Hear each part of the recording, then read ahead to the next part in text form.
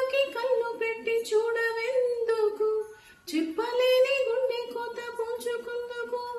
మనం అన్నది ఒకే మాటని నాకిన్నాళ్ళు తెలుసు, నువ్వు